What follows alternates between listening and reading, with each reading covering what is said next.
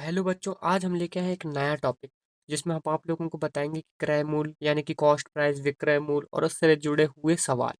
जैसे कि आप लोग देख सकते हो, क्रय मूल्य यानी क्या होता है? किसी भी चीज़ को खरीदा जाता है। जैसे कोई सामान है, आप लोग दुकान गए, दुकान से आप लोगों ने क्या किया, 100 रुपये का कोई कपड़ा या कुछ भी खरीद के लेके आए। ठीक है। और उससे क्या करते हैं, वो उसे आप बेचना चाहते हैं तो वो आप लोगों के लिए क्या कहलाएगा? क्रय मूल्य। वैसे ही आप उसे कितने में बेचते हैं, वो आपका क्या कहलाएगा? विक्रय मूल्य। वो क्या क्या हो जाएगा? Cost price. जैसे एक दुकानदार अपने दुकान के लिए क्या करता है, 50 रुपये की कॉपी लेके आया और उसे आपको कितने में बेच रहा है? 70 रुपये में बेच रहा है। तो वो जो 50 रुपये का उसने खरीदा है वो क्या कहलाएगा? क्रय मूल्य कहलाएगा। और जितने में उसने बेचा, जैसे कि 70 का बेचा, तो वो क्या कहलाएगा? विक्रय मूल्य। अब इसमें कुछ कंसेप्ट होता है लाभ। जैसे कि आप लोग देख रहे हो कि 50 का खरीदा और 70 का बेचा, तो उसे कुछ फायदा हुआ है। कितने का फायदा हुआ है?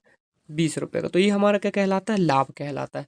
और नुकसान क्या होता है कि अगर वो क्या करता है, 50 का सामान खरीदता है और हमें 30 रुपये में बेचता है, तो अब उसका क्या हुआ?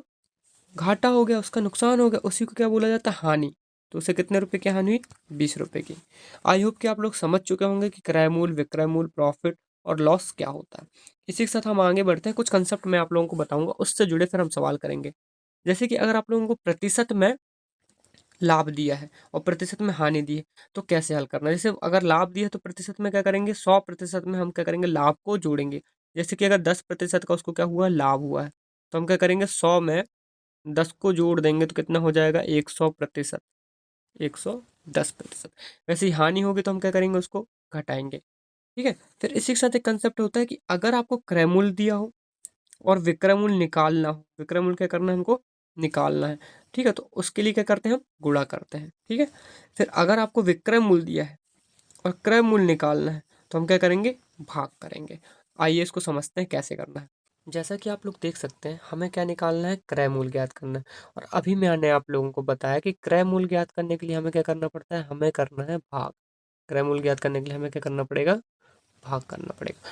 अब देखो, जैसे कि 550 रुपये में बेचने पर, बेचना मतलब क्या दिया है? हमें विक्रय मूल्य दिया है।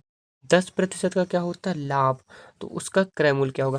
अब देखो यहाँ पे क्या हो रहा है? लाभ। तो हमें क्या करना है? कोई भी चीज़ अपने आप में 100% होती है, तो 10% का लाभ हो तो हम क्या करेंगे? लाभ में हमेशा क्या करते हैं? जोड़ते हैं। मतलब जो विक्रय मूल्य होगा वो 110% के बराबर होगा। अब क्या करना है कि हमें क्रय मूल्य निकालना है। तो क्रय मूल्य निकालने के लिए क्या करते हैं? भाग। तो हमें कितना दिया था? 550। तो 550 में हम 110 का क्या कर देंगे? भाग। और गुणा कर देंगे 100 से। क्यों? क्योंकि मैंने पुराने वीडियो में बताया है कि अगर 1% है, मतलब 1% मतलब क्या होता है? 1/100। वैसे ही 110% तो क्या हो जाएगा? 110/100। तो 100 का जो बट्टे वाला है वो काय में आ जाएगा? गुणा में आ जाएगा। अब देखो, जीरो से जीरो कट गया। ठीक है। इसके बाद क्या होता है? 11 से अपन काट देते हैं 55 को। 11 कम 11, 11×5 = 55। अब यहाँ पर क्या बचा? यहाँ पर बचा 5 × 100, जो कि किसके बराबर है? ये हो जाता अपने 500 की। इसका आंसर क्या? अपना आंसर आएगा सी नंबर। ठीक है। तो आप लोगों को समझ में आया होगा कि इसको कैसे करना। एक और सवाल लेकर देखते हैं हम कैसे करते हैं इसको। अब दिया 540 क्या है? को बेचने पर 540 रुपये में किसी वस्तु को बेचा जा रहा है।